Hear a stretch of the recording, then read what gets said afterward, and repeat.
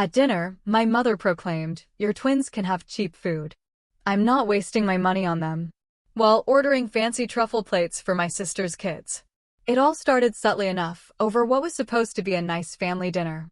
The air in that restaurant always felt a little too thick, especially when my mom, Susan, was orchestrating things.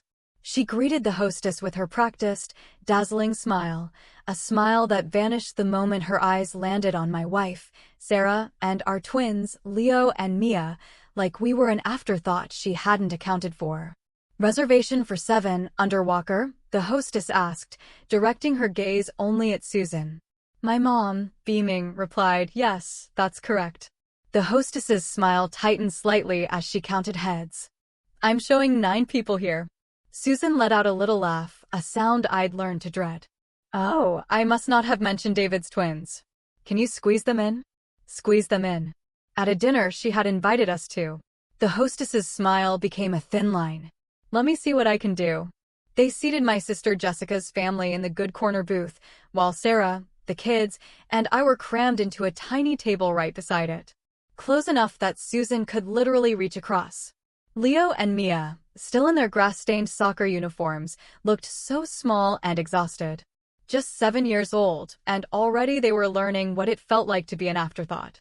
"My name's David, I'm 34, and I work as a commercial insurance adjuster, which means I spend my days assessing damage and figuring out who's responsible." Ironic, isn't it? How that translates to my personal life. Sarah's parents, Robert and Maria, had offered to come. "Moral support," Robert had said, his voice tight, as if he knew exactly what kind of battle we were heading into. I'd waved them off. Thought maybe this time would be different. I was wrong. Leo, my little goofball, is named after Robert. He's pure energy. Mia, short for Amelia, is my sweet pea. Quieter, but twice as sharp. They're twins with that unbreakable bond. If you hurt one, you've hurt both. My sister Jessica, 36, has been the golden child since birth. Growing up, if Jessica broke something, it was always my fault. "David, why weren't you watching her?" I stopped expecting fairness around age 12. She married Mark, the kind of guy who always seems poised to explain why you're wrong. They have 2 daughters, Harper, who's 11, and Sloane, 9, whom my mom treats like royalty. My kids, lucky to get a birthday text. My mom, Susan, could smile while stabbing you and then ask why you're bleeding. She throws elaborate parties for Jessica's girls, takes them on weekend trips, constantly brags about them. But for Leo and Mia, it's always, "I'm on a fixed budget, David." The waiter, a young guy with a practiced smile, approached our table. His smile faltered, seeing how cramped we were. "Drinks?" Susan didn't even glance our way. "The girls will have their usual special pasta with truffle oil, extra parmesan, and lavender lemonade for both. They always get that here." The waiter nodded, flipping to a new page. "And the other children?" He glanced at his notes. "Your mother told me they already ate." Sarah's head snapped up. "I never said that." The waiter looked confused. "I was told by her," I said, nodding toward Susan. "Not us." The waiter's face flushed. "I apologize. So, should I take their order?" "You absolutely should," I said. "They're hungry." Susan let out that musical laugh she uses right before saying something cruel. "David, honestly, they can eat when they get home. These meals are expensive." She pulled 2 paper napkins from her purse, the cheap fast food kind, and tossed them across the table. They landed between Leo and Mia. "Here, sweethearts, you can use these." Leo stared at them, confused. Mia's face went carefully blank. Mark laughed loud enough that the next table looked over. "Should have planned ahead, man. Can't expect Grandma to feed everybody." Something cold settled in my chest. I turned to the twins. "What do you want?" "Pick anything on the menu." Leo's eyes went wide. He looked at the menu, then at me. "Anything?" "Anything," I confirmed. He pointed to a picture. "The barbecue ribs with fries." "Perfect," I said. I looked at Mia. "What about you, sweet pea?" She studied the menu carefully. "Can I get the salmon with the rice?" "Absolutely." I turned to the waiter. Barbecue ribs with fries for him, salmon and rice for her. Separate checks, mine and hers. Don't combine anything. Susan's face went tight. David, that's over $30 per plate. And whatever it costs is fine, I said, looking right at her. You don't get to budget my kids after buying truffle oil for yours. The waiter was trying not to smile. I'll get that in right away, sir. Jessica was scrolling her phone, bored. Harper and Sloane kicked their feet, waiting for their premium meals. The differential playing out in real time. So, Susan said, pivoting smoothly, about the trip we're planning. Sarah stiffened. I knew what was coming. We're taking Harper and Sloane to Disney World in October. 3 nights. Grandma's treating. I looked at Susan. You're taking your grandkids to Disney? A special treat for the girls, she said. Leo and Mia are your grandkids, too, Sarah said quietly. Susan waved her hand dismissively. Oh, they'll go someday. But with your schedule, David, and the expense. You planned a family trip without telling us? I pressed. It's not a family trip. It's grandmother and granddaughters. I can't afford everyone. Food arrived. Elaborate plates for Harper and Sloane, pasta arranged like art. Then ribs and salmon for Leo and Mia. The contrast was brutal. A woman at the next table was watching, eyebrows raised. Actually, Susan said, turning to Mia with syrupy sweetness. We were thinking Mia could come. Just one day. Magic Kingdom, princess dress. Mia looked at Leo, then back at Susan. What about Leo? Oh, honey, it's a girls' trip, Jessica said. Leo wouldn't want princess stuff. Leo went very quiet, picked up a fry, and stared at it. Mia shook her head. If Leo isn't going, I'm not going either. Susan's smile cracked. Don't be silly. No, thank you, Mia said, pushing her plate toward Leo's. We're twins. We do things together. See what you're teaching them? Jessica said to Sarah, making them feel guilty for opportunities. Sarah's hand tightened on her fork. Say that again, I said to Jessica. Slow. Mark jumped in. Come on, man. Don't be sensitive. She's just saying the boy doesn't need to tag along everywhere. The boy has a name, I said. Leo, named after his grandfather. Maybe try using it. Susan's face tightened. So, you named him after her father. Interesting choice. That's my son, I said. Say his name correctly or don't say it at all. Tension hung thick. The woman at the next table had stopped eating entirely. Mark leaned back. That boy is a handful because nobody disciplines him. I felt Sarah start to stand. I put my hand on her arm. One more comment about my wife or my kids, I said, looking at each of them, and we leave. Susan sighed dramatically. David, you're making this into something. Jessica cut her off. Mia is sweet when she's quiet. Try to keep her like that. I stood up. Sarah stood with me immediately. Leo and Mia looked confused but followed. Seriously, Jessica said. Making a scene? No scene, I said. Susan pulled out an envelope then, like she'd been waiting for the opportune moment. She slid it to Harper and Sloane. Gift cards inside. $50 each, maybe more. A little something for being such good girls, she said. You brought gifts for some grandkids, but not all? Sarah asked, incredulous. I didn't know David was bringing them, Susan said, feigning innocence. You invited us, I stated plainly. I invited you and Sarah. I assumed you'd get a sitter for something this nice. The waiter reappeared, probably hoping to diffuse things. Everything okay? Just the check, I said. Mine only. Separate. David, this is ridiculous, Susan said, her voice rising. Just put it all on David's card. He's handling it. No, I said to the waiter. Separate checks. Mine has the kids' meals and 2 waters only. Nothing else. The waiter nodded quickly. I'll get that printed. While we waited, my phone buzzed. A text from Robert. Everything okay? Maria has a bad feeling. I texted back. Coming to you after ice cream spot on 5th. The waiter returned fast. I signed my receipt, wrote, paid only for my party, at the bottom, and folded my copy into my pocket. Documentation. As we walked out, Susan called after us. David, you're embarrassing me in front of everyone. I didn't turn around. Outside, Leo finally asked, did I do something wrong? I knelt down so I was eye level with both of them. Mia was trying not to cry. Leo looked worried. No, buddy, I said, pulling him close. You didn't do anything wrong. Neither of you did. Then why didn't Grandma order us food? Leo asked, his voice small. Because Grandma made a choice, Sarah said, her voice shaky. And it wasn't about you. It was about her. Mia looked at me. Are we going to see her again? Too smart, this one. I don't know, Sweet Pea, but right now we're getting ice cream. Leo perked up. Really? Really? I said. Biggest Sunday they've got, with Grandma Maria and Grandpa Robert. They're meeting us there, Sarah confirmed. We drove to the ice cream place on 5th. Robert and Maria's car was already in the lot. They met us at the door. Maria took one look at Sarah's face and pulled her into a hug. Robert knelt down to the twins. Who wants to help me pick out toppings? He asked. Me, Leo shouted. Mia took his hand. They went inside together. What happened? Maria asked once the twins were out of earshot. Sarah told them everything. The napkins, the Disney trip, the Mia-only invitation, the gift cards. Robert's face grew darker with every detail. She handed them napkins? Maria said flatly. From her purse, I confirmed.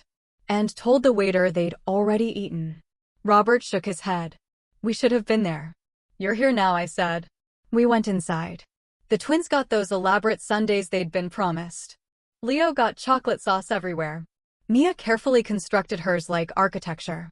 Normal kid stuff. Robert sat next to me while they ate. What are you going to do? He asked.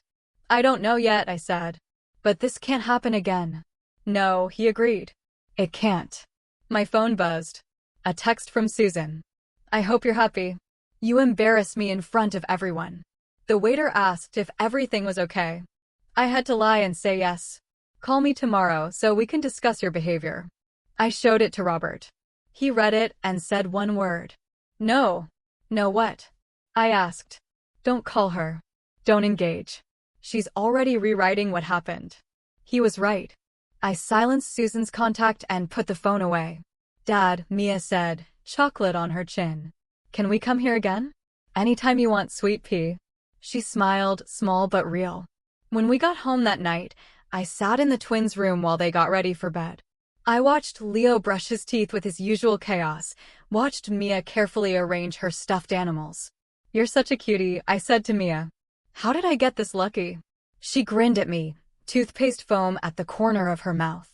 After they were asleep, Sarah and I sat at the kitchen table. My phone kept buzzing. Group text thread. I'd forgotten I was in it. I opened it. 50 messages already. Jessica. Well, that was dramatic. Some people really know how to ruin a nice evening. I left the group. Just tapped exit and let them figure it out. Sarah noticed. Good. My phone rang 2 days later. Aunt Brenda. I almost didn't answer, but she's the type who'll call until you pick up. David, she said, dripping disappointment. What were you thinking? Hi, Aunt Brenda. She didn't acknowledge it. Your mother is devastated. She planned that dinner to bring everyone together, and you just walked out. She handed my kids paper napkins and told them to eat at home, I retorted. You're exaggerating. She was trying to help. Restaurant food is expensive. She pre-ordered $150 meals for Jessica's kids. A pause. Well, I'm sure she didn't mean it like that.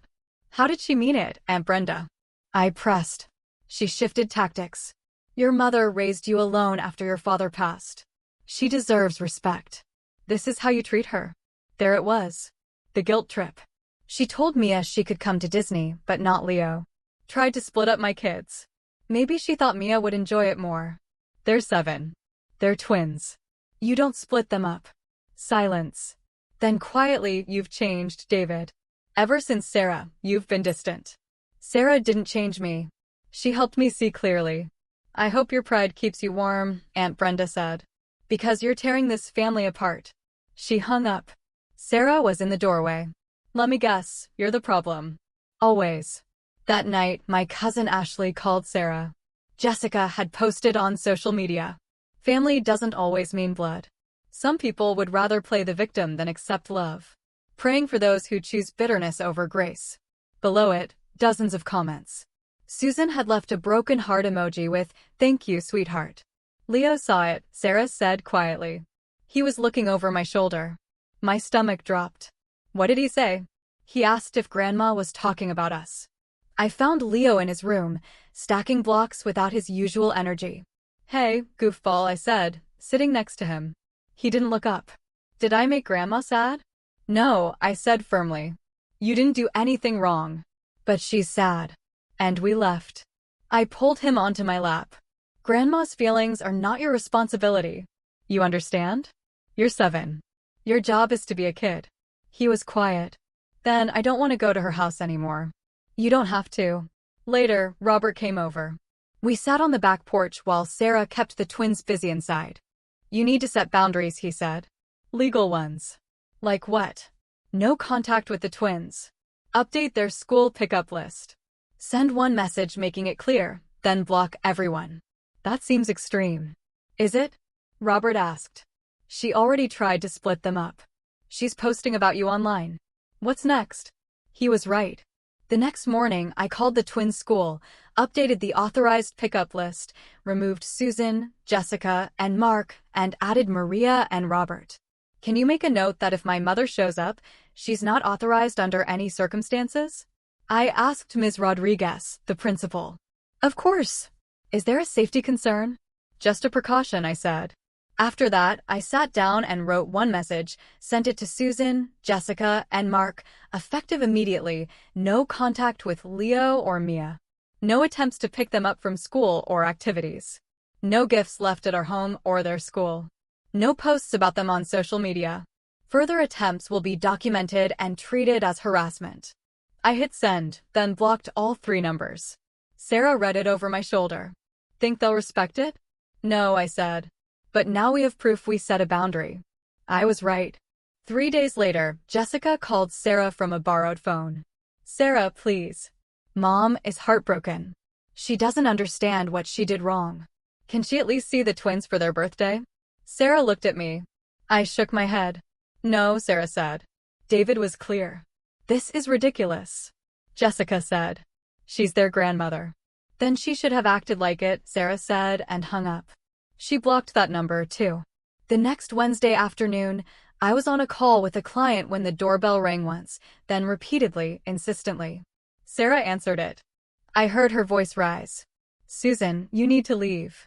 I ended my call and went to the door. My mom was standing on our porch, arms full of gift bags, mascara running. David, please, she said. I just want to talk. I don't understand what I did wrong. You need to leave, I said. I'm their grandmother. I have a right. No, I said. You don't. I sent you a no-contact message. You're violating it. That's ridiculous. You can't keep me from my grandchildren. Watch me. She tried to push past me into the house. I stepped outside and closed the door behind me. I brought gifts, she said, holding up the bags for both of them. See, I'm trying. I could see through the tissue paper, a stuffed unicorn in one bag, a toy truck in the other. You're violating a boundary I set. David, please, let's just talk about this. I'll apologize. Whatever you need. What I need is for you to leave my property. Her face changed then. The tears stopped. Her expression hardened. You're going to regret this, she said quietly. If you're not gone in 60 seconds, I'm calling the police for trespassing. She stared at me, waited, testing. I pulled out my phone and started dialing. She left, dropped the gift bags on the porch, and walked to her car. But before she got in, she turned back. This isn't over. I brought the bags inside. Sarah looked at them. Should we give them to the twins? She asked. They're not from Grandma, I said. They're from someone who violated a boundary, but the kids can have them if they want. Later, the twins opened them together. Mia immediately handed Leo the truck, then said she'd share the unicorn with him. So, it's fair, she said. I called Robert, told him what happened. You need to document this, he said. Write down what she said. When she showed up, everything. And if she does it again, call the police immediately. Don't warn her. Just call. You think it'll come to that? I asked. I think she's going to escalate until someone stops her, Robert said. He was right. But I didn't know how right until 2 weeks later. That's when I got the call about the trust fund. Mr. Walker, Arthur, my father's old lawyer, said. I've been trying to reach you regarding your father's trust fund. My correspondence seems to have gone unanswered. I never received anything, I said, a knot forming in my stomach. A long pause. That's concerning. You're listed as primary contact alongside Jessica. The trust was established with instructions that all parties be kept informed. What kind of trust? My chest tightened. Your father set up a fund for his grandchildren, $240,000 to be distributed equally once they turn 18, or earlier for documented educational needs. And who's the trustee? Your mother, Susan. How much has been distributed? Another pause. Approximately $85,000 over 4 years. All to Jessica for Harper and Sloan. And Leo and Mia? I asked, though I already knew the answer. Nothing, Arthur said. Correct. Which is why I'm calling. Your father's intent was clear that all 4 grandchildren receive equal benefit. I have concerns about the administration. What would I need to do? Document the distributions. Prove intent to favor certain beneficiaries. If there's a pattern, that's grounds for trustee removal. After I hung up, I just sat there. Sarah found me 20 minutes later, still in my office chair, staring at nothing. What's wrong? My dad left a trust fund for the grandkids, I said, my voice hollow. $240,000. Mom's been approving withdrawals for Jessica's kids. $85,000 so far. Leo and Mia have gotten nothing. And I was never told it existed. Sarah sat down slowly. She stole from them. Yeah, I said. She did. That's when I stopped playing defense and started playing offense. I took the next day off and spread every document Arthur sent across the kitchen table. Trust formation papers, my father's will, disbursement logs, everything dated, signed, and very clearly pointing in the same direction. Sarah made coffee and sat across from me. Walk me through it. Dad set this up when Harper was born. $240,000 meant to be split equally among all grandchildren. Mom's the trustee. She's supposed to use discretion, not favoritism. I showed her the logs. For years ago, Jessica requested $20,000 for Harper's private school. Approved. 2 years later, another $20,000 for Sloan. Then $25,000 for extracurricular development, which is when they went to that Vermont arts program. $12,000 per kid. Sarah blinked. She used trust money meant for all 4 kids to send hers to summer camp? And there's more. I held up a sheet. $5,000 in trustee administrative reimbursement, straight into Mom's personal account. Is that even legal? Sarah asked. Only with real documentation. Arthur says there's none. I rubbed my temples. He's been trying to reach me for 2 years. The trust still had my old college address and Mom updated it to hers. Convenient, Sarah muttered. I opened my laptop. I'm building a case. Arthur had mentioned a clause about removing a trustee for favoritism. I found it. If a trustee distributes more than 60% of funds to less than 50% of beneficiaries within 5 years, they can be removed. I did the math. $85,000. 100% to Jessica's kids. 0 to Leo and Mia. I can petition to have her removed, I said. Sarah exhaled. Will it work? I don't know, but Dad made this clause really specific. He must have been paranoid about favoritism. I called Michael Chin, the consultant who'd helped set up the trust 11 years ago. He remembered my father immediately. Tom was clear, he said. He didn't want one grandchild to feel worth less than another. I can put that in writing. Over the next week, I gathered everything. Disbursement records, bank statements, screenshots of Jessica bragging online about Vermont, and other expensive activities. I created a timeline tying every withdrawal to Jessica. I added recent incidents, too, the restaurant humiliation, the Disney announcement excluding Leo, the doorstep ambush. Every pattern, every slight. Robert and Maria came over Sunday. What can we do? Robert asked. I might need witnesses. Maria nodded. We'll testify. We've seen how she treats those babies. I met with a lawyer, Victoria Kim, the next week. She flipped through my binder like she already knew the ending. This is straightforward, she said. The favoritism is blatant. The clause is clear. You have standing. What happens to my mother? If the court finds a breach of duty, she's removed. A neutral trustee steps in. And depending on what the audit shows, she may owe restitution. And if she fights, then she fights. But David, if she's siphoned funds, this could border on criminal. File it, I said. 2 weeks later, Mom was served. I knew because Jessica left a voicemail from a borrowed phone, spitting venom. David. With it you sued Mom, your own mother, over money. She's in tears. She can barely breathe. You're destroying this family because you're jealous. Grow up. I saved it. Evidence of harassment. That night, Susan called Sarah, crying about how she'd only tried to help. Sarah hung up and said, "She almost sounds sincere." Years of practice, I said. The hearing was set for 6 weeks out. The court appointed Eleanor Vance, a retired accountant, to audit everything. 2 weeks in, she called. "Mr. Walker, the disbursements are 100% to your sister's children. No documentation for need, no justification for withholding from yours, and the trustee reimbursement is unsupported. If your mother refuses bank records, that counts against her." "You think we have a case?" I asked. "You have a very strong case." But Mom wasn't done. A letter arrived from attorney Stephen Miller. Polished, threatening. They warned they'd pursue legal fees from the trust assets, essentially draining the fund to fight me. Sarah read it. "They're trying to scare you." I called Victoria. She snorted. "They're bluffing. If the court finds a breach, she pays, not the trust." 2 days later, Aunt Brenda arrived unannounced, wringing her hands about tearing the family apart. "Dad left that money for all his grandchildren equally," I said. Mom ignored that. "Family forgives. I'm done pretending everything's fine." She left saying she didn't know me anymore. Perfect. 3 days before the hearing, I got a LinkedIn message from someone I barely remembered. Chloe Davis, a friend of Jessica's from college. She'd overheard Susan and Jessica at brunch. Jessica joked about moving money before the audit finds it.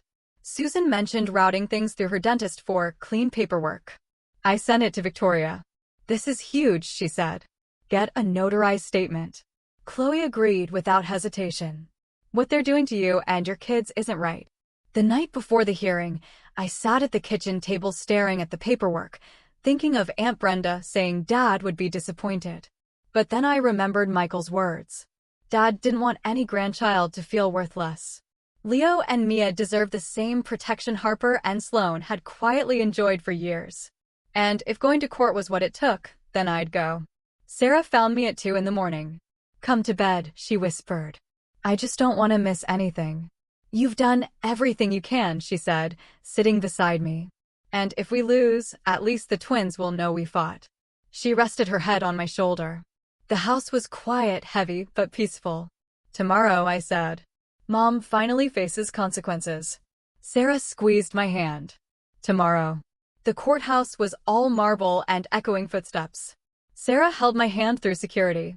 Victoria met us in the hallway. "Ready as I'll ever be," I managed. Susan was already inside. I saw her through the door window. She looked smaller somehow. Stephen Miller sat beside her in an expensive suit. Jessica wasn't there, supporting from a distance, I supposed. We took our seats. The bailiff called order. The judge entered. A woman in her 50s with sharp eyes. "We're here regarding Petition 472-B, the Walker Family Trust." Petitioner, proceed. Victoria stood. "Your Honor, we're requesting removal of Susan Walker as trustee on grounds of breach of fiduciary duty, unequal distribution, and failure to comply with the trust's stated purpose." She walked the judge through everything. The trust documents, Michael Chen's statement about my father's intent, the disbursement records showing $85,000 to Jessica's children while Leo and Mia got nothing, the suspicious trustee reimbursement. Chloe Davis's witness statement about Susan and Jessica discussing moving money. Additionally, Your Honor, we have testimony from witnesses who observed a pattern of favoritism. The judge looked at Susan. "Mrs. Walker, your response." Stephen Miller argued good faith, educational expenses, discretion. "Did she ask?" the judge interrupted. "Did Mrs. Walker ask Mr. David Walker if his children had educational needs?" "No, Your Honor." Eleanor Vance presented her findings. 100% of disbursements to one set of beneficiaries. No documentation. Redirected mail. The judge's expression hardened. "Mrs. Walker, your son had a right to be informed about assets meant for his children. By withholding that information, you denied him the ability to advocate for them." "I didn't mean to." Susan whimpered. Your intentions don't change the outcome. Here's my ruling. Effective immediately, Susan Walker is removed as trustee. Eleanor Vance is appointed. All disbursements frozen until a forensic audit is completed. If the audit reveals misappropriated funds, Mrs. Walker will make restitution. The judge wasn't done. Your job was to honor your late husband's wishes. You turned it into a tool for favoritism. That's a betrayal of trust in every sense. Mr. Miller, your client pays her own legal fees. She banged her gavel.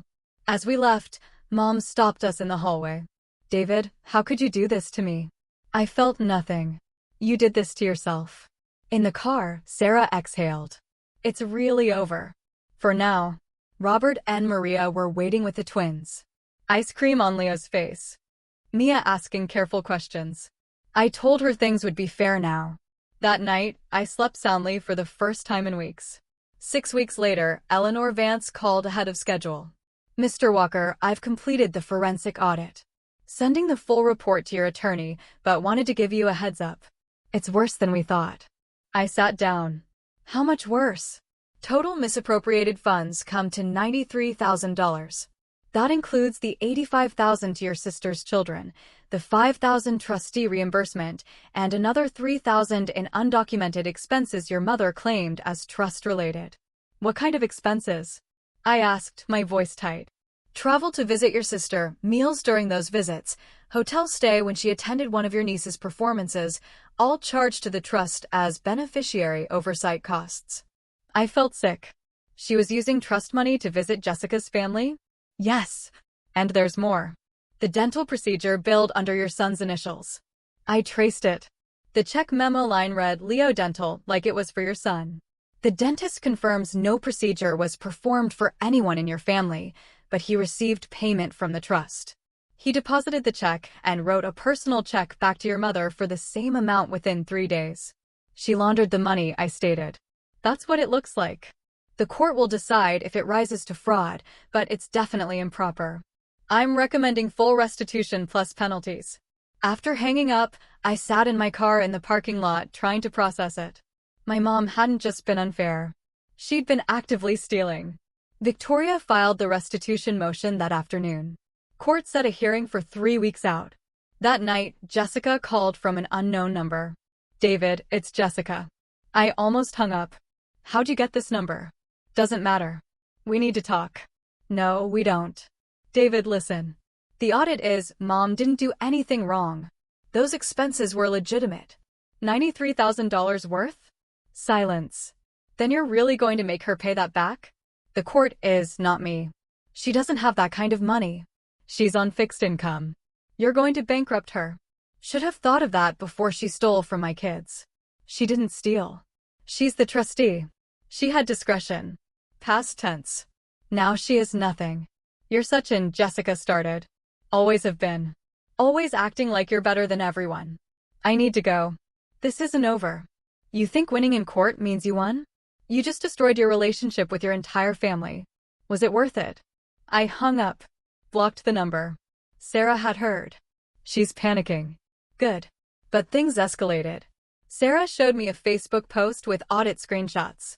David Walker's vendetta against his own mother. Comments calling me heartless. Aunt Brenda sharing it. I sent it to Victoria. She filed to remove it for violating court privacy rules, but the damage was done. That night, Leo asked why people thought I was mean to my mom. 2 days later, the school called. Susan had shown up, trying to pick up the twins. Security removed her after she caused a scene. I called Victoria. You need a protective order, she said. As far as it takes. We sat the twins down that evening. Robert and Maria were there. We need to talk about Grandma Susan, I said. She's been making bad choices. She's not allowed to pick you up from school anymore. If you see her, tell a teacher right away. Is she in trouble? Mia asked. Yes. Did she do something bad? Leo asked. She did, I confirmed. She took money that was supposed to be for you. Mia processed this, then quietly, did she do it because she doesn't like us? I pulled her onto my lap. My sweet pea, this has nothing to do with you or your brother. Grandma has problems that are hers alone. You didn't cause them, and you can't fix them. She nodded against my chest. Leo climbed up too. We sat there, all four of us tangled together. Later, Sarah said, "What if she shows up here again?" "Then I call the police." Just like that. Just like that. She nodded, but I could see she was scared. So was I. Because I knew my mom. When she felt cornered, she didn't retreat. She attacked. The next few weeks were tense. I filed for a temporary protective order against Mom, using the school incident, the doorstep ambush, and the no-contact directive she'd violated. The court granted it, 500 feet, no contact, direct or indirect. The restitution hearing concluded with the court ordering Mom to repay $93,000 over 5 years. Jessica went ballistic on social media about her elderly mother being financially destroyed by her own son. I saved it. Mom violated the protective order once, called Sarah from a blocked number, crying, begging for a chance to explain. We reported it. The judge made the order permanent and gave her a warning. After that, silence. The twins' 8th birthday came. We celebrated at home with Robert, Maria, and friends from school. Leo got the biggest Lego set I could find. Mia got art supplies and a new bike. No drama, just cake and laughter. Sarah's parents had become our full-time family. Maria helped with carpools. Robert taught Leo how to throw a football. Took Mia to the hardware store to pick paint for her room. They were there, actually there. "This is what family's supposed to look like," Sarah said one night, watching her dad and Leo play catch. I nodded. December came. The twins were in a school holiday program. We sat in the audience with Robert and Maria while Leo and Mia performed in a chorus that was objectively terrible but somehow perfect. Afterward, we went to Robert and Maria's house. They'd hosted Thanksgiving, and it had become tradition. We were in their living room, twins hyped on hot chocolate, when Robert said, "David, can I talk to you?" We stepped into his study. "What's up?" Eleanor Vance called, wanted me to pass along a message. "The final audit is complete. Trust has been restructured. All 4 grandkids now have equal allocations, locked accounts that can't be touched until 18 unless there's documented emergency approved by the new trustee." "That's good," I said. "There's more." Jessica tried to petition for access to Harper and Sloane's funds. Said they needed it for school. Eleanor denied it, told her previous withdrawals were excessive, and no additional funds would be released until the girls turned 18. I felt grim satisfaction. "How'd that go?" "About how you'd expect." Jessica called Eleanor everything but her name. Threatened to sue. Eleanor hung up. I almost smiled. "Also," Robert said, pulling out a folder. "Maria and I wanted to give you these." Inside were documents for custodial investment accounts. One for Leo, one for Mia. Both with starting balances of $15,000. "Dad, you can't." "We already did," Robert said firmly. "Those kids are our grandchildren. We're making sure they know they matter." I didn't know what to say. Just hugged him. Back in the living room, Maria was helping Mia with a puzzle. Leo was showing Sarah a drawing, stick figures of our family. Me, Sarah, Leo, Mia, and Robert and Maria labeled Grandma and Grandpa. "Look at this goofball," I said, pulling him close. "It's perfect. Can we hang it on the fridge?" "Absolutely." We left around 8, drove home in comfortable silence. Twins half asleep. "You think it's really over?" Sarah asked. "I don't know, but we're okay either way." But I was wrong. 2 weeks later, everything escalated again. Robert and Maria were hosting a small Christmas gathering. Nothing fancy, just us, Maria's sister and family, a couple of neighbors. Low-key. Robert had set up a fire pit in the backyard. The twins were roasting marshmallows with cousins. Sarah and I were helping Maria with dessert when Robert came through the back door. His face was tight. "David, situation." I followed him to the front. Through the window, I could see a car in the driveway. Susan's car. She wasn't alone. Jessica and Mark were with her. "They just pulled up," Robert said. Tried to walk to the backyard. I stopped them at the gate. "I'll handle it," I said, already moving. "No," Robert said firmly. "This is my house. I'll handle it.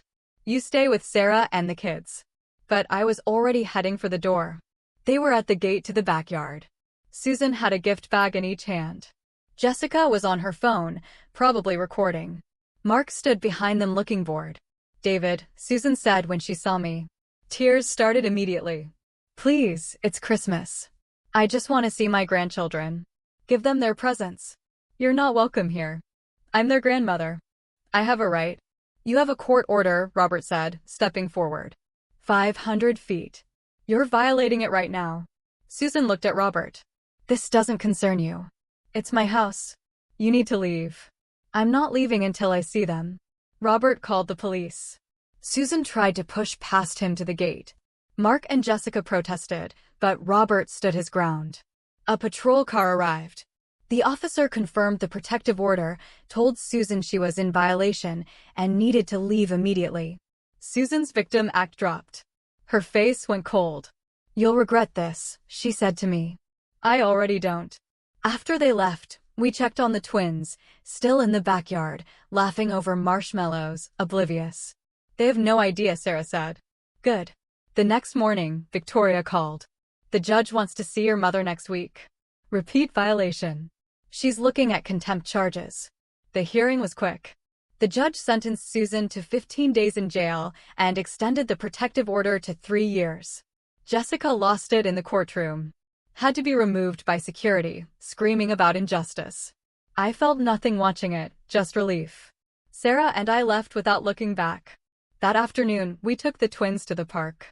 Leo tried to do a cartwheel that was more falling sideways. Mia went higher on the swings than I'd ever seen. You're such a cutie, I called to her. How did I get this lucky? She grinned and pumped her legs harder. That night, I sat in their room watching them sleep. Leo sprawled out, covers kicked off. Mia curled up with the unicorn she'd shared with her brother. Sarah stood in the doorway. You okay? Yeah, I whispered. We're okay. The house was quiet. The kind of quiet that feels like peace instead of waiting. Just us. Just family. And somewhere out there, my dad was probably smiling. If you've ever had to draw a hard line with family, or if you think I went too far, I want to hear from you. Drop your thoughts in the comments below. I'm reading every single one.